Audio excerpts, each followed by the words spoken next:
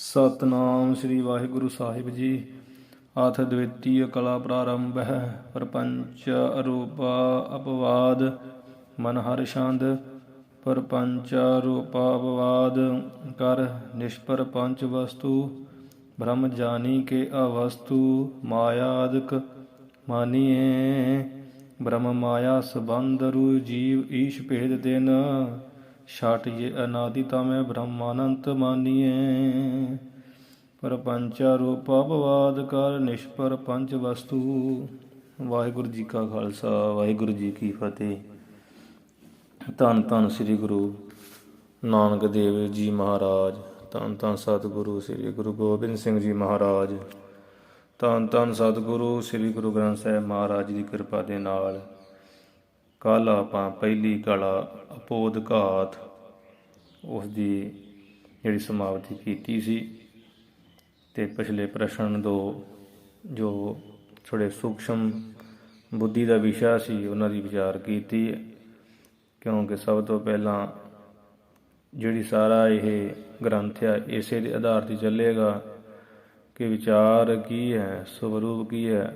ਆਤਮਾ ਅਤੇ ਅਨਾਤਮਾ ਨੂੰ ਭਿੰਨ ਕਰਕੇ ਜਾਣਨਾ ਇਹ ਆਤਮਾ ਇਹ ਵਿਚਾਰ ਦਾ ਸਵਰੂਪ ਹੈ। ਵਿਚਾਰ ਕਿਸ ਦਾ ਕਰਨਾ, ਮੈਂ ਕੌਣ ਹਾਂ, ਬ੍ਰਹਮ ਕੌਣ ਹੈ, ਪਰਪੰਚ ਕਿਆ ਹੈ, ਇਹਦਾ ਵਿਚਾਰ ਸਾਰੇ ਗ੍ਰੰਥ ਵਿੱਚ ਹੋਊਗਾ। ਇਸ ਕਰਕੇ ਆਪਾਂ ਜਿਹੜਾ ਪ੍ਰਸ਼ਨ ਪੜ੍ਹਿਆ ਸੀ ਕਿ ਜਿਹੜੇ ਤਿੰਨ ਵਸਤੂ ਆ ਉਹਨਾਂ ਦੇ ਵਿਚਾਰ ਦਾ ਕਿਸ ਰੀਤੀ ਨਾਲ ਉਪਯੋਗ, ਵਿਚਾਰ ਦਾ ਉਪਯੋਗ ਕੀ, ਪਰਪੰਚ ਦੇ ਵਿਚਾਰ ਦਾ ਉਪਯੋਗ ਕੀ ਹੈ। ਅਤੇ ਪੜ੍ਹਿਆ ਸੀ ਵੀ ਜਿਹੜੇ ਤੱਤਵਮਸੀ ਮਹਾਵਾਕ ਆ ਵੇਦਾਂ ਵਿੱਚ ਸਥਿਤ ਸ਼ਾਮ ਵੇਦ ਦਾ ਮਹਾਵਾਕ, ਉਹਦਾ ਜਿਹੜਾ ਤਮਮ ਪਦ ਆ ਅਤੇ ਤਤ ਪਦ ਆ ਉਹਦਾ ਵਾਚ ਅਰਥ ਤਮਮ ਪਦ ਆ ਜੀਵ ਅਤੇ ਤਤ ਪਦ ਆ ਈਸ਼ਵਰ। ਅਤੇ ਇਸੇ ਕਰਕੇ ਉਹਨਾਂ ਦੋਨਾਂ ਦੀ ਜਿਹੜੀ ਉਪਾਧੀ ਰੂਪ ਜੋ ਪਰਪੰਚ ਆ, ਜੀਵ ਦਾ ਆਪਣਾ ਪਰਪੰਚ, ਮੇਰਾ ਘਰ, ਮੇਰੀ ਗੱਡੀ, ਮੇਰੀ ਪਤਨੀ, ਮੇਰੀ ਮਾਂ, ਜੋ ਜੋ ਵੀ ਇਹ ਕਰੀ ਜਾਂਦਾ ਹੈ ਕਿ ਆਪਣਾ ਆਪਣਾ ਬਣਾਈ ਜਾਂਦਾ ਹੈ, ਉਹ ਜੀਵ ਦਾ ਪਰਪੰਚ ਭਾਵ ਆਪਣਾ ਪਰਪੰਚ, ਮੇਰਾ ਪਰਪੰਚ ਜੋ ਅਸੀਂ ਜੀਵ ਹਾਂ। ਅਤੇ ਈਸ਼ਵਰ ਦਾ ਸਮਸ਼ਟੀ ਰੂਪ ਵਿੱਚ ਸਾਰਾ ਈਸ਼ਵਰ ਦਾ ਪਰਪੰਚ ਹੈ ਕਿਉਂਕਿ ਉਹ ਸ੍ਰਿਸ਼ਟੀ ਨੂੰ ਚਲਾ ਰਿਹਾ ਹੈ। ਉਹ ਜੀਵ ਅਤੇ ਈਸ਼ਵਰ ਦੀ ਉਪਾਧੀ ਕਰਕੇ ਪਰਪੰਚ ਹੈ। ਜੀਵ ਈਸ਼ਵਰ ਦੀ ਉਪਾਧੀ ਮਿਟ ਜਾਵੇ ਫਿਰ ਕੋਈ ਪਰਪੰਚ ਨਹੀਂ ਹੈ।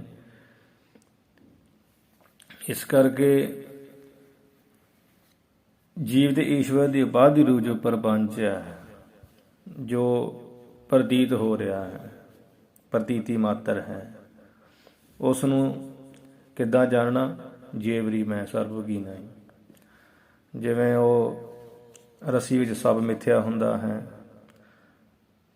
ਅਤੇ ਮਰੂਭੂਮੀ ਵਿੱਚ ਮ੍ਰਿਗ ਜਾਲ ਮਿੱਥਿਆ ਹੁੰਦਾ ਹੈ, ਪਰ ਉਹ ਪਰਮ ਕਰਕੇ ਦੁੱਖ ਰੂਪ ਹੁੰਦਾ ਹੀ ਹੈ ਨਾ।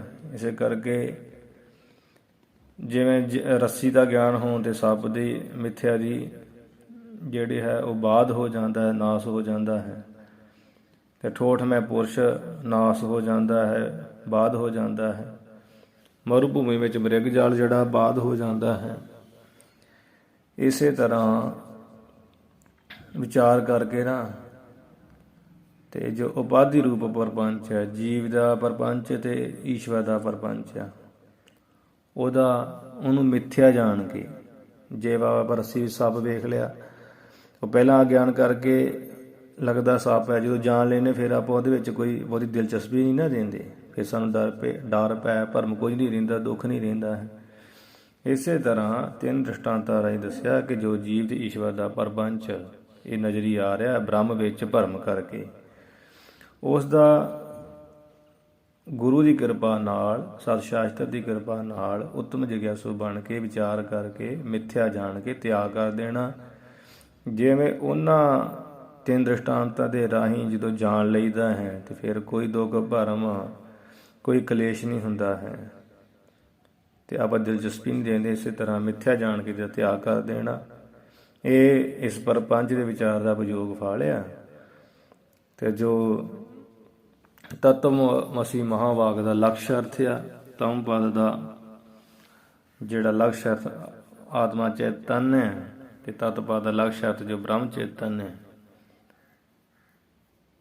ਇਸ ਤਰ੍ਹਾਂ ਮਤਲਬ ਵਿਚਾਰ ਲੈਣਾ, ਸਮਝ ਲੈਣਾ ਕਿ ਮੈਂ ਜੋ ਭਾਵ ਆਤਮਾ ਚੇਤਨ ਹਾਂ, ਸੋ ਬ੍ਰਹਮ ਰੂਪ ਹਾਂ, ਬ੍ਰਹਮ ਚੇਤਨ ਹਾਂ। ਇਸ ਰੀਤੀ ਨਾਲ ਬ੍ਰਹਮ ਆਤਮਾ ਦੀ ਏਕਤਾ ਨੂੰ, ਭਾਵ ਮੇਰਾ ਆਤਮਾ ਤੇ ਬ੍ਰਹਮ ਇੱਕ ਹੀ ਹੈ, ਵਿਚਾਰ ਕਰਕੇ ਸੱਤ ਜਾਣ ਕੇ, ਉਧਰ ਦੇ ਮਿੱਥਿਆ ਜਾਣ ਕੇ ਪ੍ਰਪੰਚ ਦਾ ਤਿਆਗ ਕਰ ਦੇਣਾ, ਜਾਂ ਸੱਤ ਜਾਣ ਕੇ ਜਿਹੜਾ ਹੈ ਉਸ ਨੂੰ ਗ੍ਰਹਿਣ ਕਰ ਲੈਣਾ। ਇਹ ਤਾਂ ਹੈ ਗੁਰੂ ਦੀ ਕਿਰਪਾ ਨਾਲ, ਇਸ ਤਰ੍ਹਾਂ ਸੱਤ ਜਾਣ ਕੇ, ਸੱਤ ਸ਼ਾਸਤਰਾਂ ਦੀ ਗੁਰੂ ਦੀ ਕਿਰਪਾ ਨਾਲ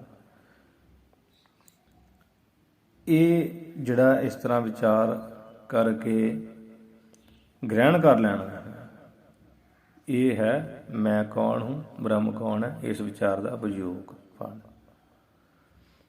ਤੇ ਫਿਰ ਉਹਨਾਂ ਨੇ ਅਖੀਰਲੇ ਪ੍ਰਸ਼ਨ ਦੇ ਵਿੱਚ ਸਾਰਾ ਹੀ ਜਿਹੜੇ ਨਿਵਰਤੀ ਕਰ ਦਿੱਤੀ ਹੈ ਵੀ ਇਸ ਚੀਜ਼ ਦਾ ਅਧਿਕਾਰੀ ਕੌਣ ਹੈ ਵਿਚਾਰ ਦਾ।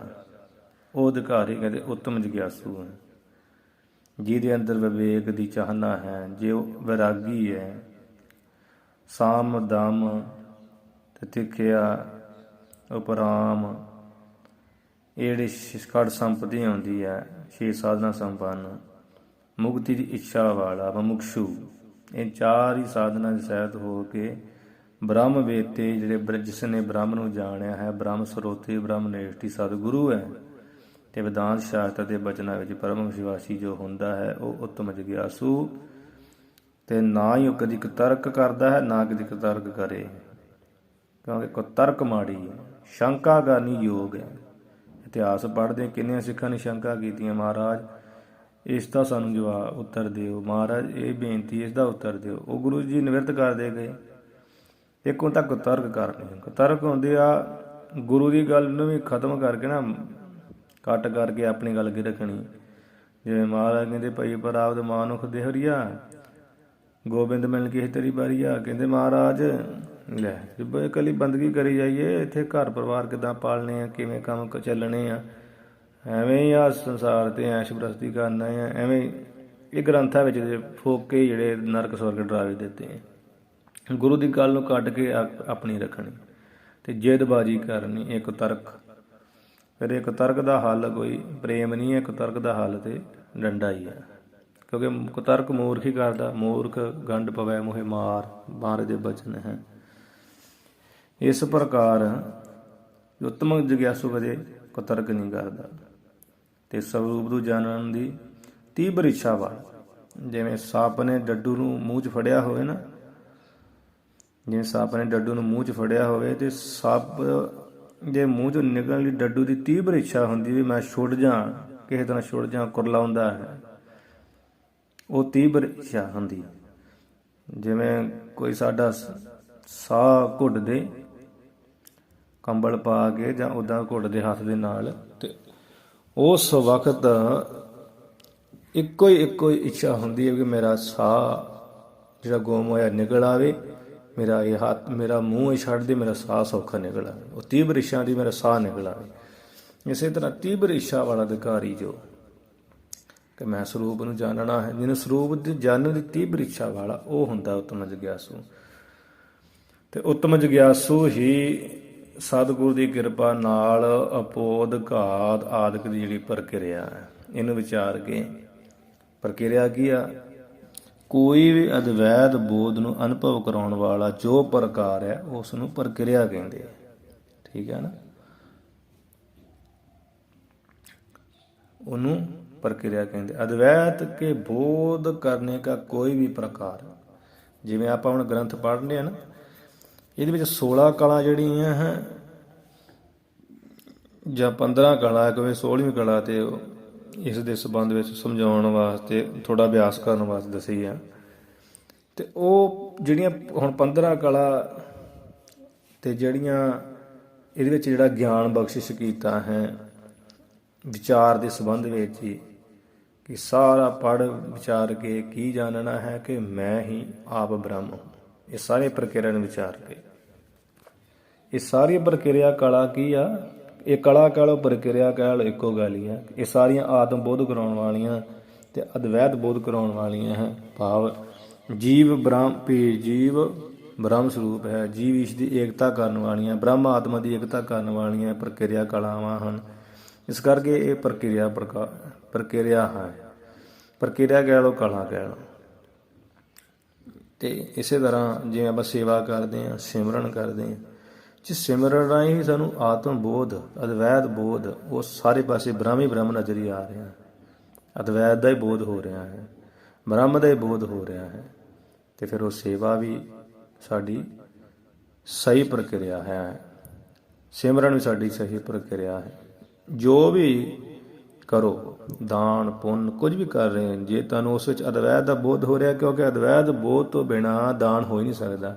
ਇਹੀ ਜਾਣ ਕੇ ਹੋਊਗਾ ਕਿ ਪਰਮੇਸ਼ਰ ਮਹਾਰਾਜ ਹੀ ਗਰੀਬ ਰੂਪ ਹੋ ਕੇ ਬੈਠਾ ਹੈ, ਇਹ ਲੰਗੜਾ ਲੂਲਾ ਜੋ ਵੀ ਹੈ ਉਸ ਪਰਮੇਸ਼ਰ ਨੇ ਆਪ ਹੀ ਐਸਾ ਰੂਪ ਧਾਰਨ ਕਰਕੇ ਬੈਠਾ ਹੈ। ਕਿਉਂਕਿ ਭਗਤ ਨਾਮਦੇਵ ਜੀ ਕੁੱਤਿਆਂ ਵਿੱਚ ਵੀ, ਅਸੀਂ ਕੁੱਤਾ ਕਹਿੰਦੇ ਨੇ, ਪਰ ਉਹਨਾਂ ਨੇ ਬ੍ਰਹਮ ਜਾਣਿਆ। ਭਗਤ ਕਬੀਰ ਜੀ ਨੇ ਕੁੱਤੇ ਨੂੰ ਬ੍ਰਹਮ ਜਾਣਿਆ ਹੈ, ਤੇ ਉਹ ਅਦਵੈਤ ਬੋਧ ਹੈ ਨਾ, ਕਿ ਕੁੱਤਿਆਂ ਵਿੱਚ ਵੀ ਸਭ ਕੁਝ ਵਿਖਣਾ, ਪਰ ਅਦਵੈਤ ਭਾਵ ਇਕੱਲਾ ਬ੍ਰਹਮ ਹੀ ਦੇਖਦੇ ਹੈ। ਇਸ ਤਰ੍ਹਾਂ ਕਿਸੇ ਵੀ ਪ੍ਰਕਾਰ ਦੀ ਜੋ ਪ੍ਰਕਿਰਿਆ ਹੈ ਜਿਸ ਵਿੱਚ ਸਾਨੂੰ ਅਦਵੈਤ ਦਾ ਬੋਧ ਹੁੰਦਾ ਹੈ, ਉਹ ਪ੍ਰਕਿਰਿਆ ਲਾਭਦਾਇਕ ਹੈ। ਤੇ ਉਸ ਪ੍ਰਕਿਰਿਆ ਨੂੰ ਉੱਤਮ ਜਗਿਆਸੂ ਜਿਹੜਾ ਵਿਚਾਰਦਾ ਹੈ, ਤੇ ਉੱਤਮ ਜਗਿਆਸੂ ਦਾ ਕਰਮ ਹੈ ਕਿ ਉਹ ਇਸ ਪ੍ਰਕਿਰਿਆ ਨੂੰ ਵਿਚਾਰ ਕੇ ਇਹ ਸਮਝ ਕੇ ਕਿ ਸਭ ਪਾਸੇ ਬ੍ਰਹਮ ਹੀ ਬ੍ਰਹਮ ਹੈ। ਜਦੋਂ ਸਭ ਪਾਸੇ ਜਾਣ ਲਿਆ ਤੈਨੂੰ ਆਪਣੇ ਆਪ ਨੂੰ ਵੀ ਉਹ ਇਕੱਲਾ ਵੱਖਰਾ ਨਹੀਂ ਜਾਣੇਗਾ, ਬ੍ਰਹਮ ਹੀ ਜਾਣੇਗਾ, ਮੈਂ ਹੀ ਆਪ ਬ੍ਰਹਮ ਹੂੰ। ਇਸ ਰੀਤੀ ਸੇ ਬ੍ਰਹਮ ਆਤਮਾ ਨੂੰ ਉਹ ਅਪਰੋਕਸ਼ ਕਰਕੇ ਫਿਰ ਉੱਤਮ ਜਗਿਆਸੂ ਜਾਣ ਸਕਦਾ। ਅਤੇ ਜਾਣੇ ਉੱਤਮ ਜਗਿਆਸੂ ਦਾ ਇਹੀ ਕਰਮ ਹੈ ਕਿ ਮੈਂ ਹੀ ਆਪ ਬ੍ਰਹਮ ਹੂੰ।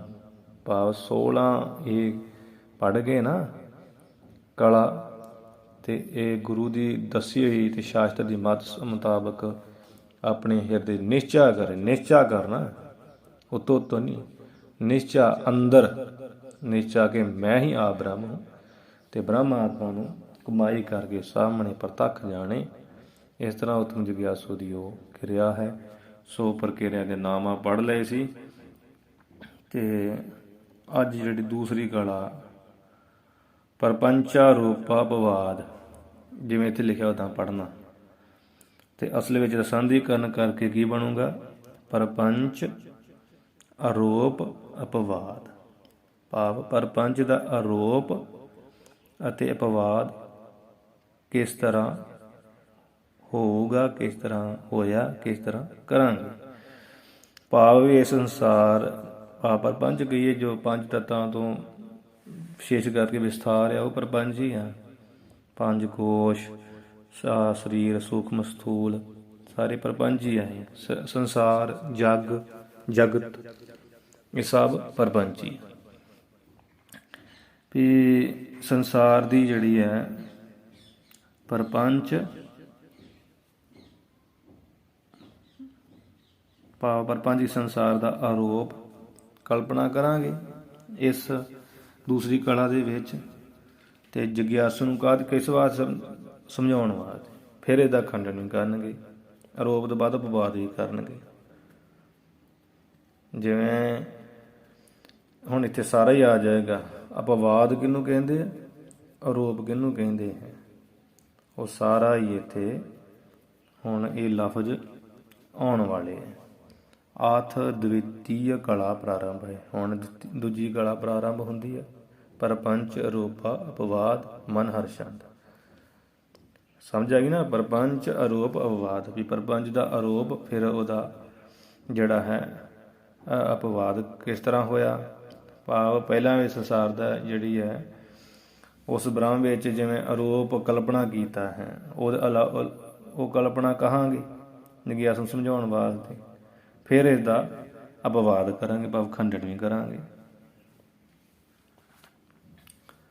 ਮਨ ਹਰਸ਼ੰਦ ਪਰਪੰਚਾ ਰੂਪਾਪਵਾਦ ਕਰੀ ਨਿਸ਼ ਪਰਪੰਚ ਵਸਤੂ ਬ੍ਰਹਮ ਜਾਨੀ ਕੇ ਵਸਤੂ ਮਾਇਆ ਦਿਖਵਾਨੀ। ਕੁਝ ਵਿਦਵਾਨ ਇਸ ਨੂੰ ਇਸ ਤਰ੍ਹਾਂ ਜਿਹੜਾ ਹੈ ਉਹ ਕਥਨ ਕਰ ਲੈਂਦੇ ਆ, ਅਰਥ ਕਰਨ ਵਾਸਤੇ ਅਨਵੇਂ ਕਰ ਲੈਂਦੇ ਆ ਕਿ ਆਰੋਪ ਕਰੀ ਪਰਪੰਚ ਤੇ ਅਪਵਾਦ ਕਰੀ ਨਿਸ਼ਪਰਪੰਚ। ਠੀਕ ਹੈ ਜੀ। ਵਸਤੂ ਬ੍ਰਹਮ ਜਾਨੀ ਕੇ ਅਵਸਤੂ ਮਾਇਆਦਿਕ ਮਾਨੀ, ਇਹ ਮਾਨੀਏ ਪਾਠ ਹੈ। ਉਹ ਅੱਖਰ ਇਸ ਤਰ੍ਹਾਂ ਲਿਖੇ ਜਿਵੇਂ ਭਾਨੀ ਲਿਖਿਆ ਹੁੰਦਾ ਹੈ। ਭਾਵ ਪਰਪੰਚ ਦਾ ਆਰੋਪ ਕਰਕੇ, ਜਿਵੇਂ ਪਰਪੰਚ ਦਾ ਆਰੋਪ ਅਤੇ ਅਪਵਾਦ ਕਰਕੇ। ਨਿਸਪਰਪੰਚ, ਨਿਸਪਰਪੰਚ ਭਾਵ ਪਰਪੰਚ ਤੋਂ ਰਹਿਤ। ਜੋ ਵਸਤੂ ਆ ਉਹ ਕੀ ਹੈ? ਬ੍ਰਹਮ। ਠੀਕ ਹੈ ਜੀ। ਵਸਤੂ ਇੱਥੇ ਕਿਹਨੂੰ ਕਿਹਾ ਗਿਆ ਹੈ? ਵਸਤੂ ਇੱਥੇ ਬ੍ਰਹਮ ਨੂੰ ਕਿਹਾ ਗਿਆ ਹੈ। ਹੋਰ ਕੋਈ ਜਿਹੜੇ ਸਭ ਵਸਤੂ ਹੀ, ਪਰ ਇੱਥੇ ਵਸਤੂ ਬ੍ਰਹਮ ਦਾ ਵਾਚਕ ਹੈ। ਵਸਤੂ ਬ੍ਰਹਮ ਜਾਣ ਕੇ ਅਵਸਤੂ ਮਾਇਆਦਿਕ ਮਾਨੀ। ਅਵਸਤੂ ਕੀ ਹੈ? ਜੋ ਬ੍ਰਹਮ ਤੋਂ ਰਹਿਤ ਹੈ। ਬ੍ਰਹਮ ਨੂੰ ਛੱਡ ਕੇ ਜੋ ਕੁਝ ਵੀ ਉਹ ਹੈ ਅਵਸਤੂ। ਉਹ ਕੀ ਹੈ? ਮਾਇਆ, ਅਵਿਦਿਆ, ਇਸ ਤੋਂ ਪਰਪੰਚ ਆਦਿਕ ਨੂੰ ਸਾਰਾ ਅਵਸਤੂ ਕਹਿੰਦੇ।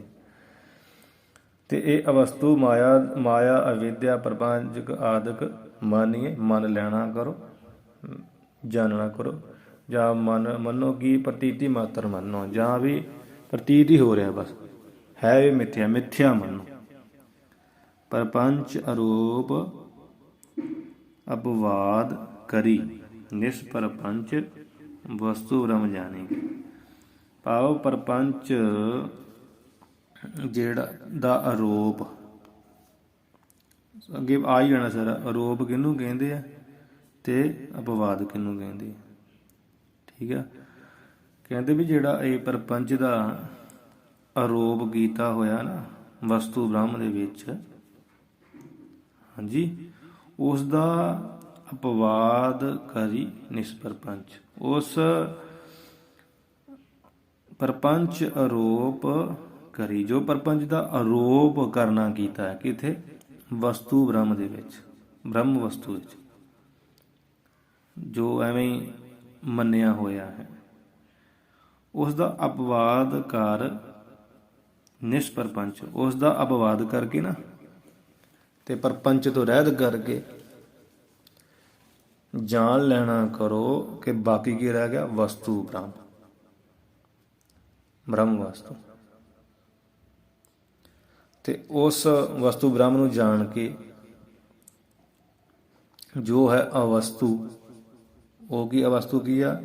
ਬ੍ਰਹਮ ਨੂੰ ਛੱਡ ਕੇ ਜੋ ਕੁਝ ਵੀ ਪ੍ਰਪੰਚ, ਮਾਇਆ, ਵਿਦਿਆ ਆਦਿਕ ਮਾਨੀ ਕੇ ਪ੍ਰਤੀਤੀ ਮਾਤਰ ਜਾਣ ਮਿਥਿਆ ਮਾਨੋ। ਇਹ ਸਭ ਮਿਥਿਆ ਹੈ।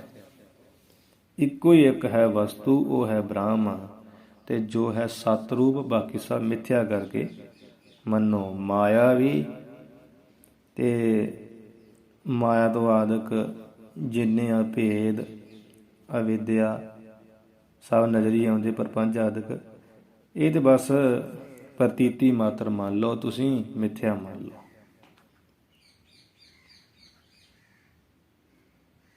ਦੁਬਾਰਾ ਥੋੜਾ ਸਮਝਾਵਾਂ ਕਿ ਅਨਵੇਂ ਕਰਕੇ ਅਰਥ ਕਰਨਾ ਇਹਦਾ। ਆਰੋਪ ਕਰੀ ਪਰਪੰਚ, ਅਪਵਾਦ ਕਰੀ ਨਿਸਪਰਪੰਚ। ਵੀ ਜਿਹੜਾ ਪਰਪੰਚ ਆ ਨਾ, ਇਹਦਾ ਆਰੋਪ ਹੋਇਆ ਕਿਸ ਉੱਪਰ? ਬ੍ਰਹਮ ਉੱਪਰ। ਹਾਂਜੀ, ਤੇ ਬ੍ਰਹਮ ਉੱਪਰ ਇਸ ਦਾ ਆਰੋਪ ਹੋਇਆ। ਤੇ ਇਹ ਆਰੋਪ ਕਿੱਦਾਂ ਜਾਊਗਾ? ਅਪਵਾਦ ਕਰੀ ਨਿਸਪਰਪੰਚ। ਅਪਵਾਦ ਕੀਤਿਆਂ ਪਰਪੰਚ ਤੋਂ ਰਹਿਤ ਹੋ ਜਾਊਗਾ। ਜੋ ਵਸਤੂ ਬ੍ਰਹਮ ਹੈ, ਜਿਸ ਬ੍ਰਹਮ ਚੇਤਨ ਦੇ ਉੱਪਰ ਇਹ ਆਰੋਪ ਹੋਇਆ ਵਾ, ਇਹ ਪਰਪੰਚ ਦਾ, ਤੇ ਆਰੋਪ ਕਰੀ ਪਰਪੰਚ, ਪਰਪੰਚ ਦਾ ਆਰੋਪ ਕੀਤਾ ਹੋਇਆ ਹੈ, ਤੇ ਅਪਵਾਦ ਕਰੀ ਨਿਸਪਰਪੰਚ। ਅਪਵਾਦ ਕੀਤਿਆਂ ਨਿਸਪਰਪੰਚ ਹੋ ਜਾਏਗਾ, ਉਹ ਬ੍ਰਹਮ ਚੇਤਨ ਹੈ। ਹੁਣ ਅਪਵਾਦ ਕੀ ਹੁੰਦਾ ਹੈ? ਕਿ ਜਿਹੜਾ ਕਿਸੇ ਦੇ ਉੱਪਰ ਅਸੀਂ ਆਰੋਪ ਲਾ ਦਿੰਦੇ ਹਾਂ, ਜਿਵੇਂ ਕਿਸੇ ਨੂੰ ਕਹਿ ਦਿੱਤਾ ਚੋਰ, ਚੋਰ ਕਹਿ ਦਿੱਤਾ, ਜਦੋਂ ਕਚਹਿਰੀ ਵਿੱਚ ਖੜਿਆ ਤੇ ਉਹ ਜਦੋਂ ਕਚਹਿਰੀ ਵਿੱਚ ਖੜਿਆ, ਐਵੇਂ ਆਪਾਂ ਆਰੋਪ ਕਰ ਦਿੱਤਾ ਵੀ ਇਹ ਚੋਰ ਹੈ, ਦੋਸ਼ ਲਾ ਦਿੱਤਾ। ਜਦੋਂ ਉਹ ਕਚਹਿਰੀ ਵਿੱਚ ਖੜਿਆ, ਵਕੀਲ ਨੇ ਸਿੱਧ ਕਰ ਦਿੱਤਾ ਵੀ ਚੋਰ ਨਹੀਂ ਹੈ। ਮਤਲਬ ਜੋ ਆਰੋਪ ਆਪਾਂ ਲਾਇਆ ਉਸ ਉੱਪਰ, ਕਿਸੇ ਦੇ ਉੱਪਰ ਅਸੀਂ ਆਰੋਪ ਲਾਇਆ ਹੈ, ਉਹ ਆਰੋਪ ਅਗਰ ਗੈਰ ਸਿੱਧ ਹੋ ਗਿਆ, ਗਲਤ ਆਰੋਪ ਹੈ, ਇਸ ਤਰ੍ਹਾਂ ਸਿੱਧ ਹੋ ਗਿਆ, ਤਾਂ ਜੋ ਬਾਕੀ ਬਚਦਾ ਹੈ ਉਹ ਕੀ ਬਚਦਾ ਹੈ? ਉਹ ਨਿਰਦੋਸ਼ ਮਨੁੱਖ। ਜੋ ਆਰੋਪ ਦੋਸ਼ ਲਾਇਆ ਸੀ ਤੇ ਉਹ ਬਾਕੀ ਕੀ ਬਚ ਗਿਆ? ਨਿਰਦੋਸ਼। ਇਸ ਤਰ੍ਹਾਂ ਜੋ ਨਿਰਦੋਸ਼ ਬਚਦਾ ਉਹਨੂੰ ਕਹੀਦਾ ਹੈ ਅਪਵਾਦ। ਠੀਕ ਹੈ। ਹੁਣ ਪਰਪੰਚ ਦਾ ਆਰੋਪ ਲਾਇਆ ਹੈ ਬ੍ਰਹਮ ਦੇ ਉੱਪਰ ਕਿ ਉਹ ਬ੍ਰਹਮ ਜਿਹੜਾ ਹੈ ਉਹ ਆਰੋਪਿਤ ਹੈ, ਪਰ ਆਰੋਪਿਤ ਨਹੀਂ ਹੈ। ਇਹ ਪ੍ਰਪੰਚ ਇੱਕ ਪ੍ਰਤੀਤੀ ਮਾਤਰ, ਮਿਥਿਆ ਮਾਤਰ, ਮਿਥਿਆ ਜੋ ਹੈ ਪ੍ਰਤੀਤੀ ਮਾਤਰ ਦੇਖਿਆ ਜਾ ਰਿਹਾ ਹੈ, ਪਰ ਆਰੋਪਿਤ ਕੀਤਾ ਹੈ ਨਾ ਉਸ ਬ੍ਰਹਮ ਉੱਪਰ। ਜਦੋਂ ਉਹ ਗੈਰ ਸਿੱਧ ਹੋ ਗਿਆ ਵੀ ਇਹ ਪ੍ਰਪੰਚ ਬ੍ਰਹਮ ਦੇ ਉੱਪਰ ਆਰੋਪਿਤ ਨਹੀਂ ਹੈ, ਤਾਂ ਫਿਰ ਬਾਕੀ ਕੀ ਬਚ ਗਿਆ? ਅਪਵਾਦ। ਅਪਵਾਦ ਕੀ ਬਚਦਾ ਹੈ? ਅਪਵਾਦ ਕਿਹਨੂੰ ਕਹਿੰਦੇ ਆ? ਕਿ ਜਿਹੜੀ ਅਵਸਤੂ ਆ ਨਾ, ਜੇ ਪ੍ਰਪੰਚ ਅਵਿਦਿਆ ਮਾਇਆ, ਜਦੋਂ ਇਹਨੂੰ ਮਿਥਿਆ ਜਾਣ ਲਿਆ ਤੇ ਪਿੱਛੇ ਵਸਤੂ ਕੀ ਰਹਿ ਜਾਂਦੀ ਹੈ? ਬ੍ਰਹਮ। ਇਸ ਨੂੰ ਅਪਵਾਦ ਕਹਿੰਦੇ ਆ।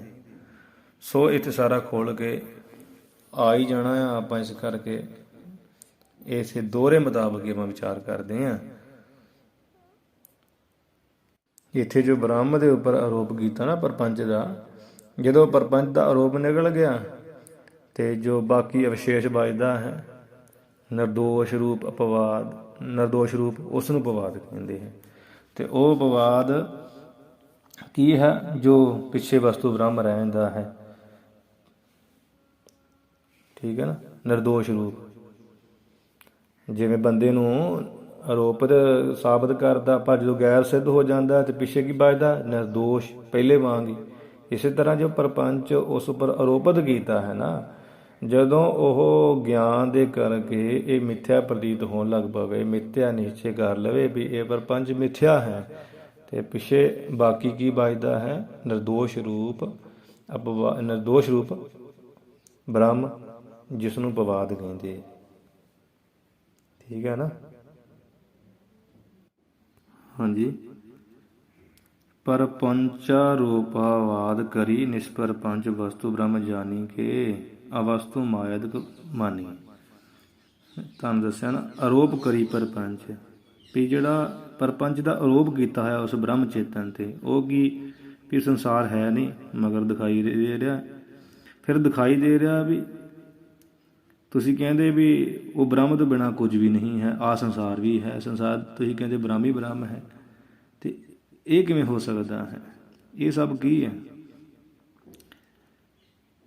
ਇਹ ਜਿਹੜਾ ਹੈ ਨਾ ਕਿ ਸੰਸਾਰ ਦਿਖਾਈ ਦੇ ਰਿਹਾ ਹੈ, ਤੁਸੀਂ ਕਹਿੰਦੇ ਹੋ ਕਿ ਇਕੱਲਾ ਬ੍ਰਹਮ ਹੀ ਬ੍ਰਹਮ ਹੈ, ਪਰ ਆਹ ਕੁਝ ਕਿਉਂ ਦਿਖਾਈ ਦੇ ਰਿਹਾ ਹੈ? ਇਹੀ ਆਰੋਪ ਪ੍ਰਪੰਚ ਕਰਕੇ ਇਹੀ ਆਰੋਪ ਉਸ ਬ੍ਰਹਮ ਚੇਤਨ ਤੇ ਹੋਇਆ ਹੈ। ਠੀਕ ਹੈ ਨਾ। ਤੇ ਜਦੋਂ ਇਸ ਪ੍ਰਪੰਚ ਦਾ ਅਪਵਾਦ ਹੋ ਗਿਆ, ਇਸ ਨੂੰ ਮਿਥਿਆ ਜਾਣ ਲਿਆ ਕਿ ਇਹ ਪ੍ਰਤੀਤੀ ਮਾਤਰ ਹੈ ਨਹੀਂ ਹੈ, ਇਹ ਤੇ ਇੱਕ ਸੁਪਨੇ ਦੇ ਪਦਾਰਥਾਂ ਦੀ ਨਹੀਂ ਹੈ। ਜਿਵੇਂ ਸੁਪਨੇ ਦੇ ਵਿੱਚ ਕਿੰਨਾ ਕੁਝ ਨਜ਼ਰੀ ਆਉਂਦਾ, ਹੁੰਦਾ ਤਾਂ ਕੁਝ ਨਹੀਂ ਨਾ। ਜਦੋਂ ਅੱਖਾਂ ਖੋਲ੍ਹਦੀਆਂ ਤਾਂ ਸਭ ਉਹ ਖਤਮ ਹੋ ਜਾਂਦਾ ਹੈ।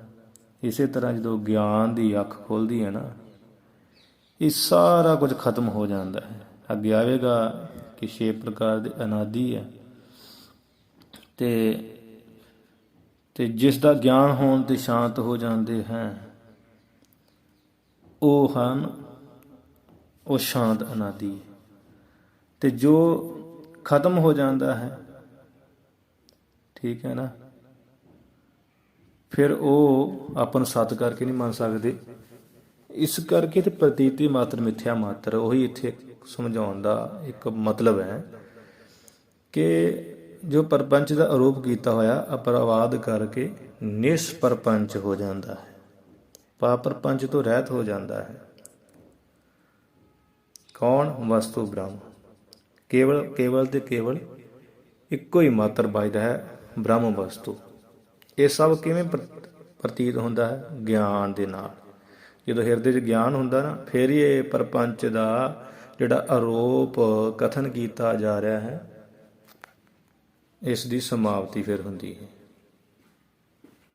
ਹਾਂਜੀ, ਠੀਕ ਹੈ ਨਾ, ਕਿ ਜਿਹੜਾ ਪ੍ਰਪੰਚ ਦਾ ਆਰੋਪ ਕੀਤਾ ਹੋਇਆ ਨਾ, ਤੇ ਇਹ ਜਦੋਂ ਇਸ ਦਾ ਅਪਵਾਦ ਕੀਤਾ ਜਾਂਦਾ ਹੈ ਵੀ ਨਿਸਪ੍ਰਪੰਚ ਤੋਂ ਰਹਿਤ ਉਸ ਬ੍ਰਹਮ ਵਸਤੂ ਨੂੰ ਗਿਆਨ ਦੇ ਦੁਆਰਾ ਜਾਣਿਆ ਜਾਂਦਾ ਹੈ, ਇਸ ਪ੍ਰਪੰਚ ਦੀ ਮਿਥਿਆ ਪ੍ਰਤੀਤੀ ਜੋ ਹੋ ਰਹੀ ਹੈ ਉਹਦਾ ਬਾਅਦ ਨਾਸ ਹੋ ਜਾਂਦਾ ਹੈ, ਫਿਰ ਕੇਵਲ ਇਕੱਲਾ ਰਹਿ ਜਾਂਦਾ ਹੈ ਬ੍ਰਹਮ, ਤੇ ਉਹੀ ਹੈ ਮਹਾਨ। ਸੋ ਅੱਗੇ ਪੂਰਾ ਇਹ ਖੋਲ ਕੇ ਆਏਗਾ। ਚਲੋ ਆਪਾਂ ਇੱਥੇ ਹੀ ਸਮਾਪਤੀ ਇਸ ਬਚਨ ਦੀ ਕਰਦੇ ਹਾਂ। ਮਤਲਬ ਪ੍ਰਪੰਚ ਆਰੋਪਕਾਰੀ ਪ੍ਰਪੰਚ, ਜੋ ਪ੍ਰਪੰਚ ਦਾ ਆਰੋਪ ਕੀਤਾ ਹੋਇਆ ਉਸ ਬ੍ਰਹਮ ਚੇਤਨ ਤੇ ਵਿਵਾਦ ਕੀਤਾ, ਨਿਸਪ੍ਰਪੰਚ ਹੋ ਜਾਂਦਾ ਹੈ।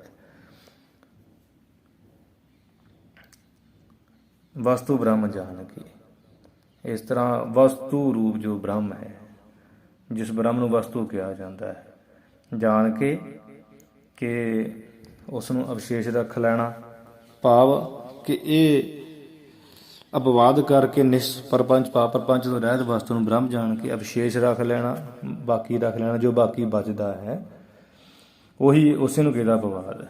ਅਵਸਤੂ ਮਾਇਆ ਦਿਕ ਮਾਨੀਏ। ਅਵਸਤੂ ਕੀ ਹੈ? ਬ੍ਰਹਮ ਨੂੰ ਛੱਡ ਕੇ ਜੋ ਕੁਝ ਵੀ ਹੈ ਬ੍ਰਹਮ ਤੋਂ ਰਹਿਤ, ਮਾਇਆ ਅਵਿਦਿਆ ਪ੍ਰਪੰਚ, ਇਹ ਸਭ ਕੀ ਹੈ? ਅਵਸਤੂ ਹੈ। ਇਹ ਪ੍ਰਤੀਤੀ ਮਾਤਰ ਜਾਣੋ, ਠੀਕ ਹੈ। ਮਾਇਆ ਅਵਿਦਿਆ ਪ੍ਰਪੰਚ, ਜੋ ਕੁਝ ਵੀ ਬ੍ਰਹਮ ਨੂੰ ਛੱਡ ਕੇ ਹੈ ਨਾ, ਉਹ ਹੈ ਅਵਸਤੂ। ਉਹ ਸਭ ਪ੍ਰਤੀਤੀ ਮਾਤਰ ਜਾਣੋ, ਮਿਥਿਆ ਮਨ। ਬ੍ਰਹਮ ਮਾਇਆ ਸੰਬੰਧ ਰੂ ਜੀਵ ਈਸ਼ ਭੇਦ ਤਿੰਨ। ਇੱਥੇ ਉਹਨਾਂ ਨੇ ਬੜੇ ਢੰਗ ਦੇ ਨਾਲ ਦੇਖੋ 6 ਅਨਾਦਿ ਲਿਖ ਦਿੱਤੇ ਹੈ, ਤੇ ਲਿਖੇ ਕਿੱਦਾਂ ਹੈ? ਲਿਖੇ 4 ਹੀ ਅੱਖਰ ਹੈ ਪਰ 6 ਦੱਸ ਦਿੱਤੇ ਹੈ। ਕਿੱਦਾਂ? 6 ਅਨਾਦਿ ਵਸਤੂ ਮੰਨੀਆਂ ਹੈ। ਕਿਹੜੇ ਕਿਹੜੀਆਂ? ਇੱਕ ਬ੍ਰਹਮ, ਇੱਕ ਹੈ ਮਾਇਆ, ਤੀਸਰਾ ਹੈ ਸੰਬੰਧ, ਭਾਵ ਬ੍ਰਹਮ ਤੇ ਮਾਇਆ ਦਾ ਸੰਬੰਧ। ਇਹ ਤੀਸਰਾ ਜੋ 6 ਅਨਾਦਿ ਵਸਤੂ ਮੰਨੀਆਂ, ਸਮਝ ਲੈਣਾ। ਬ੍ਰਹਮ 1, ਮਾਇਆ 2, ਬ੍ਰਹਮ ਤੇ ਮਾਇਆ ਦਾ ਸੰਬੰਧ 3, ਰੂਹ ਅਤੇ ਜੀਵ ਈਸ਼ ਭੇਦ 3। ਤੇ 3 ਕਿਹੜੀਆਂ? ਜੀਵ ਤੇ ਈਸ਼। ਜੀਵ 1 ਭਾਵ ਜੀਵ ਚੌਥਾ, ਈਸ਼ 5ਵਾਂ, ਤੇ ਜੀਵ ਈਸ਼ ਦਾ ਭੇਦ, ਇਹ ਹੋ ਗਿਆ 6ਵਾਂ ਹੈ। 3 ਕਹੀ, ਇਹ 3 ਹੋ ਗਈ ਹੈ। ਮਤਲਬ ਬ੍ਰਹਮ ਤੇ ਮਾਇਆ ਤੇ ਬ੍ਰਹਮ ਮਾਇਆ ਦਾ ਸੰਬੰਧ 3, ਜੀਵ ਤੇ ਈਸ਼ ਤੇ ਜੀਵ ਈਸ਼ ਦਾ ਭੇਦ 3, 6 ਹੋ ਗਏ। ਛਠ ਇਹ ਅਨਾਦਿ, ਇਹ ਖਾਟ ਕਹੀਏ 6, ਇਹ ਅਨਾਦਿ ਹਨ, ਠੀਕ ਹੈ ਜੀ। ਤਾਂ ਮੈਂ ਬ੍ਰਹਮ ਅਨੰਤ ਮਾਨੀਏ, ਤਾਂ ਮੈਂ ਕਹੀਏ ਇਹਨਾਂ 6 ਦੇ ਵਿੱਚੋਂ ਜਿਹੜਾ ਬ੍ਰਹਮ ਹੈ ਉਸ ਨੂੰ ਅਨੰਤ ਮਾਨੀ ਕੇ ਮੰਨ ਲਓ। ਬ੍ਰਹਮ ਅਨਾਦਿ ਵੀ ਹੈ ਤੇ ਅਨੰਤ ਵੀ ਹੈ, ਠੀਕ ਹੈ ਨਾ। ਬਾਕੀ ਜੋ 5 ਹੈ ਉਹ ਸ਼ਾਂਤ ਅਨਾਦਿ ਮੰਨੇ ਆ। ਸ਼ਾਂਤ ਅਨਾਦਿ ਕੀ ਆ? ਕਿਉਂ ਮੰਨੇ ਆ? ਵੀ ਜਿਸ ਦੇ ਹਿਰਦੇ ਵਿੱਚ ਬ੍ਰਹਮ ਗਿਆਨ ਹੋ ਜਾਵੇ ਨਾ, ਤੇ ਉਸ ਦੇ ਅੰਦਰ ਇਹ 5 ਦੀ ਨਿਵਰਤੀ ਹੋ ਜਾਂਦੀ ਹੈ। ਨਾ ਤੇ ਜੀਵ ਪੁਣਾ ਰਹਿੰਦਾ, ਨਾ ਬ੍ਰਹਮ, ਨਾ ਈਸ਼ ਪੁਣਾ ਰਹਿੰਦਾ, ਨਾ ਜੀਵ ਵੱਖਰਾ ਈਸ਼ ਵੱਖਰਾ, ਨਾ ਇਹ ਭੇਦ ਰਹਿੰਦਾ ਹੈ, ਠੀਕ ਹੈ। ਨਾ ਮਾਇਆ ਰਹਿੰਦੀ ਹੈ, ਨਾ ਬ੍ਰਹਮ ਮਾਇਆ ਦਾ ਜਿਹੜਾ ਸੰਬੰਧ ਕਲਪਤ ਦਾਤਮਕ ਸੰਬੰਧ ਮੰਨਿਆ ਹੈ, ਕਲਪਤ ਮਾਤਰ, ਕਲਪਨਾ ਮਾਤਰ, ਉਹ ਵੀ ਨਹੀਂ ਰਹਿੰਦਾ। ਇਸ ਤਰ੍ਹਾਂ 5 ਸ਼ਾਂਤ ਅਨਾਦਿ ਮੰਨੇ। ਜੇ ਪੁੱਛੇ ਵੀ ਸ਼ਾਂਤ ਅਨਾਦਿ ਕੀ ਹੁੰਦਾ ਹੈ, ਉਹ ਸ਼ਾਂਤ ਅਨਾਦਿ ਇਹ ਹੈ। ਆ 5 ਬ੍ਰਹਮ ਨੂੰ ਛੱਡ ਕੇ ਬਾਕੀ 5 ਸ਼ਾਂਤ ਅਨਾਦਿ ਹੈ। ਮਾਇਆ, ਬ੍ਰਹਮ ਮਾਇਆ ਦਾ ਸੰਬੰਧ, ਜੀਵ ਈਸ਼, ਜੀਵ ਈਸ਼ ਦਾ ਭੇਦ। ਤੇ ਇਹ ਜਿਹੜੇ 5 ਹੀ ਹੈ ਸ਼ਾਂਤ ਅਨਾਦਿ ਹੈ, ਕਿਉਂਕਿ ਹਿਰਦੇ ਵਿੱਚ ਗਿਆਨ ਹੋਣ ਤੇ 5 ਦਾ ਨਾਸ ਹੋ ਜਾਂਦਾ ਹੈ, ਤੇ ਬ੍ਰਹਮ ਤੇ ਵੱਜਦਾ ਹੈ। ਬ੍ਰਹਮ ਗਿਆਨ ਹੋਣ ਤੇ ਬ੍ਰਹਮ ਦਾ ਗਿਆਨ ਕਿਹਦਾ ਲੈਣਾ? ਬ੍ਰਹਮ ਦਾ ਲੈਣਾ। ਇਸ ਕਰਕੇ ਇਹ 5 ਸ਼ਾਂਤ ਅਨਾਦਿ ਹੈ, ਤੇ ਇੱਕ ਜਿਹੜਾ ਹੈ ਲਿਖਿਆ ਤਾਮੇ ਬ੍ਰਹਮ ਅਨੰਤ ਮਾਨੀ। ਤਾਮੇ ਕਿ ਇਹਨਾਂ ਪੰਜਾਂ ਵਿੱਚੋਂ ਬ੍ਰਹਮ ਅਨੰਤ ਮੰਨ ਲਓ।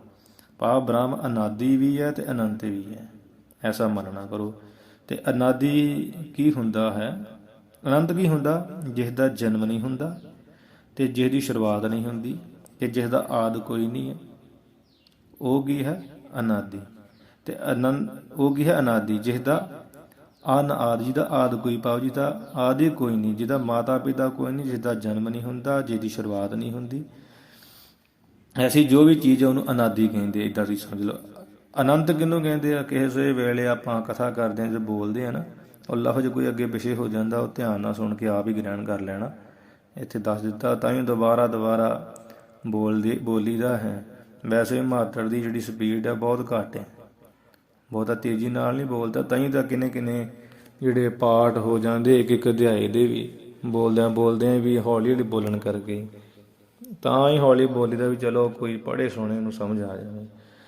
ਅਤੇ ਅਨੰਤ ਕਿਹਨੂੰ ਕਹਿੰਦੇ ਆ? ਜਿਸ ਦੀ ਕਦੀ ਮੌਤ ਨਹੀਂ ਹੁੰਦੀ, ਜੋ ਕਦੀ ਖਤਮ ਨਹੀਂ ਹੁੰਦਾ, ਉਸ ਨੂੰ ਅਨੰਤ ਕਹਿੰਦੇ। ਅਤੇ ਸ਼ਾਂਤ ਅਨਾਦਿ ਕਿਸ ਨੂੰ ਕਹਿੰਦੇ ਆ? ਜਿਸ ਦੀ ਮੌਤ ਹੁੰਦੀ ਹੈ ਅਤੇ ਜੋ ਖਤਮ ਹੁੰਦਾ ਹੈ ਨਾ।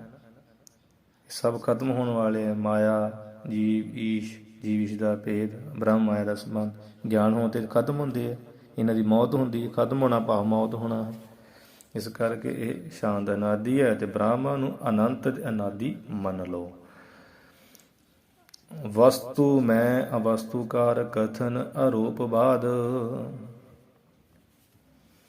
ਇੱਥੇ ਅਰਵੇਂ ਅੱਖਰ ਕਰਕੇ ਉਹ ਥੱਲੇ ਲਿਖੀ ਟਿੱਪਣ ਵੀ ਅਵਸਤੂਵਾਦ, ਵਸਤੂ ਕਥਨ ਅਪਵਾਦ ਜਾਣੇ, ਅਰਥ ਕਰਨ ਵਾਸਤੇ ਉਹਨਾਂ ਲਿਖਿਆ। ਸੋ ਆਪਾਂ ਸਿੱਧਾ ਕਰ ਲੈਂਦੇ। ਵਸਤੂ ਮੈਂ ਅਵਸਤੂਕਾਰ ਕਥਨ ਆਰੋਪ, ਇੱਥੇ ਵਿਸ਼ਰਾਮ ਲੈ ਲੈਣਾ ਵੀ ਵਸਤੂ ਕੀ ਆ? ਅੱਗੇ ਦੱਸਿਆ ਬ੍ਰਹਮ। ਬ੍ਰਹਮ ਵਿੱਚ ਜਿਹੜਾ ਅਵਸਤੂ ਆ, ਅਵਸਤੂ ਕੀ ਆ? ਉੱਤੇ ਆਪਾਂ ਪੜ੍ਹਿਆ ਹੀ ਆ, ਮਾਇਆ, ਅਵਿਦਿਆ, ਭਾਵ ਇਹ ਸਾਰਾ ਪ੍ਰਪੰਚ ਆਦਿ ਜੋ ਵੀ ਆ ਬ੍ਰਹਮ ਨੂੰ ਛੱਡ ਕੇ। ਅਤੇ ਬ੍ਰਹਮ ਵਿੱਚ ਇਹ ਮਾਇਆ ਆਦਿਕ ਪ੍ਰਪੰਚ ਦਾ ਜਿਹੜਾ ਕਥਨ ਕਰਨਾ, ਕਲਪਨਾ ਕਰਨੀ, ਇਹ ਕੀ ਆ? ਆਰੋਪ ਹੈ। ਹੁਣ ਆ ਗਈ ਸਮਝਣਾ। ਆਰੋਪ ਕਿਹਨੂੰ ਕਹਿੰਦੇ ਆ ਅਤੇ ਅਪਵਾਦ ਕਿਹਨੂੰ ਕਹਿੰਦੇ ਆ? ਪਹਿਲੇ ਆਪਾਂ ਤੁਕ 'ਚ ਪੜ੍ਹਿਆ ਨਾ ਕਿ ਪ੍ਰਪੰਚਾ ਰੂਪ ਅਪਵਾਦ ਕਰ ਨਿਸਪਰਪੰਚ, ਵੀ ਜਿਹੜਾ ਵਸਤੂ ਰੂਪ ਬ੍ਰਹਮ ਦੇ ਵਿੱਚ ਪ੍ਰਪੰਚ ਰੂਪੀ ਅਵਸਤੂ ਦਾ ਕਥਨ ਕਰਨਾ, ਇਹ ਆਰੋਪ ਹੈ। ਠੀਕ ਹੈ ਜੀ, ਇਹ ਕੀ ਹੈ? ਆਰੋਪ ਹੈ। ਜਿਵੇਂ ਰੱਸੀ ਵਿੱਚ ਸੱਪ ਦੀ ਕਲਪਨਾ ਕਰਨੀ, ਠੋਠ ਮੈਂ ਪੁਰਸ਼ ਦੀ ਕਲਪਨਾ ਕਰਨੀ, ਮ੍ਰਿਗ ਜਲ ਦੇ ਮਾਰੂ ਥਲ ਦੀ ਧਰਤੀ ਮ੍ਰਿਗ ਜਲ ਦੀ ਕਲਪਨਾ ਕਰਨੀ, ਮਾਰੂ ਥਲ ਦੀ ਧਰਤੀ 'ਤੇ ਮ੍ਰਿਗ ਜਲ ਦੀ ਕਲਪਨਾ ਕਰਨੀ ਵੀ ਇੱਥੇ ਜਲ ਹੈ। ਇਹ ਸਭ ਕੀ ਹੈ? ਆਰੋਪ ਹੈ, ਦੋਸ਼ ਹੈ। ਅਤੇ ਇਹਨਾਂ ਸਾਰਿਆਂ ਦੋਸ਼ਾਂ ਦਾ ਕੀ ਕਰਨਾ? ਬਾਦ ਅਵਸਤੂ ਵਸਤੂ ਕਥਨ ਅਪਵਾਦ ਗਾਨੀਏ। ਹੁਣ ਅਪਵਾਦ ਕਿਹਨੂੰ ਕਹਿੰਦੇ? ਇਹਦੀ ਪਰਿਭਾਸ਼ਾ ਇਹਦੇ ਵਿੱਚ ਲਿਖੀ, ਆਪਾਂ ਸੌਖਾ ਸਮਝਣ ਲਈ। ਆਰੋਪ ਕੀ ਕਹਿੰਦੇ? ਵਸਤੂ ਵਿੱਚ ਅਵਸਤੂ ਦਾ ਕਥਨ ਕਰਨਾ, ਕਲਪਨਾ ਕਰਨੀ। ਅਤੇ ਬਾਦ ਅਪਵਾਦ ਕਿਹਨੂੰ ਕਹਿੰਦੇ ਆ? ਕਿ ਅਵਸਤੂ ਜੋ ਹੈ ਮਾਇਆ, ਅਵਿਦਿਆ, ਪ੍ਰਪੰਚ, ਇਹ ਅਵਸਤੂ ਨੂੰ ਇਸ ਅਵਸਤੂ ਦਾ ਬਾਦ ਕਰਕੇ, ਬਾਦ ਸਮਝਦੇ ਹਨ, ਇਹਨੂੰ ਮਿੱਥਿਆ ਜਾਣਗੇ। ਜਿਹਦਾ ਬਾਦ ਹੋ ਜਾਵੇ ਇਹਨੂੰ ਮਿੱਥਿਆ ਕਹਿੰਦੇ। ਹਾਂਜੀ, ਅਵਸਤੂ ਦਾ ਬਾਦ ਕਰਕੇ। ਜਿਵੇਂ ਰੱਸੀ ਵਿੱਚ ਸੱਪ ਦਿਖਿਆ ਅਤੇ ਉਹ ਗਿਆਨ ਹੋਣ 'ਤੇ ਸੱਪ ਦਾ ਬਾਦ ਹੋ ਜਾਂਦਾ ਹੈ। ਕਿਹਦੇ ਵਿੱਚ? ਰੱਸੀ ਵਿੱਚ। ਇਸੇ ਤਰ੍ਹਾਂ ਇਹ ਅਵਸਤੂ ਪ੍ਰਪੰਚ ਦਾ ਬਾਦ ਕਰਕੇ ਗਿਆਨ ਦੇ ਨਾਲ, ਜਦੋਂ ਗਿਆਨ ਦੇ ਨਾਲ ਇਹਦੀ ਮਿੱਥਿਆ ਪ੍ਰਤੀਤੀ ਹੋ ਜਾਂਦੀ ਹੈ ਅਤੇ ਫਿਰ ਇਸ ਪ੍ਰਪੰਚ ਬ੍ਰਹਮ ਦੇ ਵਿੱਚ ਹੀ ਲੀਨ ਹੋ ਜਾਂਦਾ, ਜਿਵੇਂ ਰੱਸੀ ਵਿੱਚ ਸੱਪ ਲੀਨ ਹੋ ਜਾਂਦਾ ਗਿਆਨ ਹੋਣ 'ਤੇ। ਇਸੇ ਤਰ੍ਹਾਂ ਇਹ ਅਵਸਤੂ ਰੂਪ ਪ੍ਰਪੰਚ ਦਾ, ਮਿੱਥਿਆ ਦਾ, ਇਹ ਮਾਇਆ ਦਾ, ਅਵਿਦਿਆ ਦਾ ਬਾਦ ਬ੍ਰਹਮ ਵਿੱਚ ਹੋ ਜਾਂਦਾ ਹੈ। ਅਤੇ ਇਸ ਤਰ੍ਹਾਂ ਜਦੋਂ ਬਾਦ ਹੋ ਜਾਂਦਾ, ਰਹਿ ਬਗਲ ਕੀ ਜਾਂਦਾ ਹੈ? ਵਸਤੂ ਰੂਪ ਬ੍ਰਹਮ, ਪਿੱਛੇ ਵਸਤੂ ਰਹਿ ਜਾਂਦਾ ਹੈ। ਅਤੇ ਉਸ ਵਸਤੂ ਦਾ ਕਥਨ ਕਰਨਾ ਕਲਪਨਾ ਕਰਨੀ, ਅਪਵਾਦ ਗਾਣੀਗੇ ਜਾਣ ਲੈਣਾ ਕਰੋ। ਇਸ ਨੂੰ ਅਪਵਾਦ ਕਹਿੰਦੇ ਹੈ। ਮਤਲਬ ਅਵਸਤੂ ਜੋ ਹੈ ਨਾ, ਪਰਪੰਚ ਮਾਇਆ ਅਵਿਦਿਆ ਬ੍ਰਹਮ ਨੂੰ ਛੱਡ ਕੇ ਜੋ ਕੁਝ ਵੀ ਅਵਸਤੂ ਹੈ, ਅਵਸਤੂ ਦਾ ਬਾਦ ਕਰਕੇ ਵਸਤੂ ਦਾ ਕਥਨ ਕਰਨਾ, ਇਹ ਹੈ ਅਪਵਾਦ। ਜਾਂ ਇੱਦਾਂ ਵੀ ਸਮਝ ਲਓ ਵੀ ਜਿਹੜਾ ਵਸਤੂ ਵਿੱਚ ਅਵਸਤੂ ਦਾ ਕਥਨ ਕਰਨਾ, ਕਲਪਨਾ ਕਰਨੀ, ਇਹ ਹੋ ਗਿਆ ਆਰੋਪ। ਤੇ ਇਸ ਆਰੋਪ ਨੂੰ ਮਿਟਾਉਣ ਵਾਸਤੇ ਅਵਸਤੂ ਦਾ ਬਾਦ ਕਰਕੇ ਜੋ ਬਾਕੀ ਪਿੱਛੇ ਬਚਦਾ ਹੈ ਉਹ ਕਿ ਬ੍ਰਹਮ ਰੂਪੀ ਵਸਤੂ। ਜਦੋਂ ਸਾਰਾ ਪ੍ਰਪੰਚ ਦਾ ਹੀ ਬਾਦ ਹੋ ਗਿਆ ਤੇ ਪਿੱਛੇ ਕੀ ਰਹਿ ਗਿਆ? ਬ੍ਰਹਮ। ਤੇ ਜੋ ਪਿੱਛੇ ਰਹਿ ਗਿਆ ਬ੍ਰਹਮ, ਇਸ ਨੂੰ ਅਪਵਾਦ ਕਹਿੰਦੇ ਹੈ। ਗੁਰੂ ਕੇ ਪ੍ਰਸਾਦ ਇਹ ਯੁਗਤ ਜਾਨ ਪਿਤਾੰਬਰ। ਕਹਿੰਦੇ ਹੈ ਵੀ ਇਹ ਤੂੰ ਜੁਗਤੀ ਕਿੱਥੋਂ ਪਾਈ ਹੈ? ਕਹਿੰਦੇ ਮੈਂ ਗੁਰੂ ਦੀ ਕਿਰਪਾ ਦੇ ਨਾਲ ਇਹ ਜੁਗਤੀ ਨੂੰ ਜਾਣ ਕੇ ਜਾਣਿਆ ਹੈ। ਤੇ ਤੁਸੀਂ ਸਮਝ ਲਓ ਗੁਰੂ ਦੀ ਪ੍ਰਸਾਦ ਦੀ ਕਿਰਪਾ ਦੇ ਨਾਲ ਜੁਗਤੀ ਨੂੰ ਜਾਣਿਆ ਜਾਂਦਾ ਹੈ। ਜਾਣ ਲੈਣਾ ਕਰੋ। ਪਿਤਾੰਬਰ ਪੰਡਿਤ ਜੀ ਮਹਾਰਾਜ ਕੀ ਕਹਿ ਰਹੇ ਆ? ਗੁਰੂ ਕੇ ਪ੍ਰਸਾਦ ਹੈ ਜੁਗਤ ਜਾਣ ਪਿਤਾੰਬਰ। ਪਿਤਾੰਬਰ ਜੀ ਨੇ ਗੁਰੂ ਦੀ ਕਿਰਪਾ ਨਾਲ ਜੁਗਤੀ ਜਾਣੀ ਹੈ ਭਾਈ। ਇਸ ਕਰਕੇ ਗੁਰੂ ਦੀ ਕਿਰਪਾ ਹੋਣੀ ਜ਼ਰੂਰੀ ਹੈ, ਕਿਉਂਕਿ ਜਿਨ ਮਾਨਸ ਤੇ ਦੇਵਤੇ ਕੀਏ ਕਰਤ ਨਾ ਲਾਗੀ ਵਾਰ। ਬਸ ਮਨੁੱਖਾਂ ਤੋਂ ਦੇਵਤੇ ਬਣਾ ਦਿੰਦੇ ਗੁਰੂ। ਗੁਰ ਬਿਨ ਘੋਰ ਅੰਧਾਰ ਗੁਰੂ ਬਿਨ ਸਮਝ ਨਾ ਆਵੇ, ਗੁਰ ਬਿਨ ਸੁਰਤ ਨਾ ਸਿੱਧ ਗੁਰੂ ਬਿਨ ਮੁਕਤ ਨਾ ਪਾਵੇ।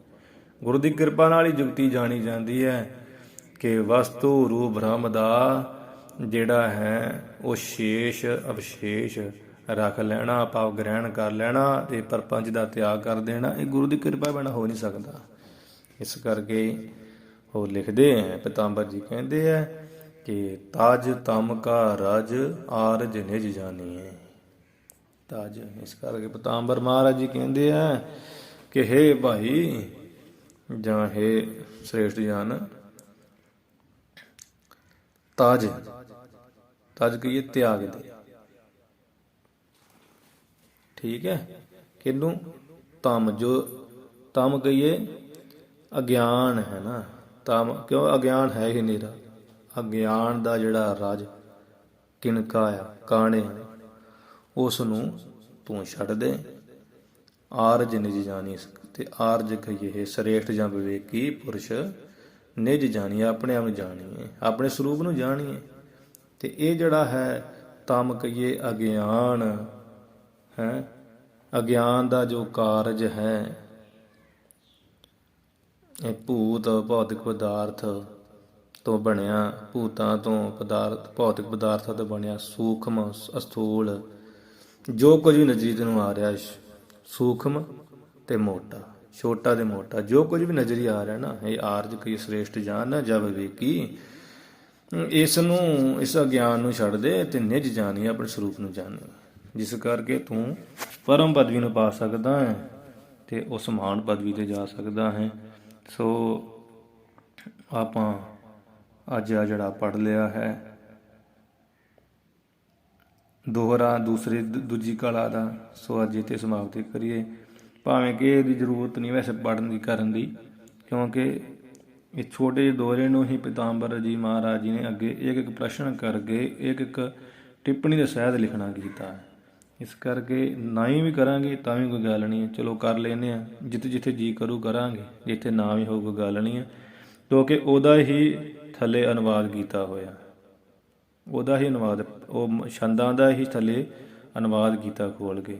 ਸੋ ਭੁੱਲਾਂ ਚੁੱਕਾਂ ਦੀ ਖਿਮਾ ਕਰਨੀ ਜੀ। ਅੱਜ ਇੱਥੇ ਸਮਾਪਤੀ ਹੈ।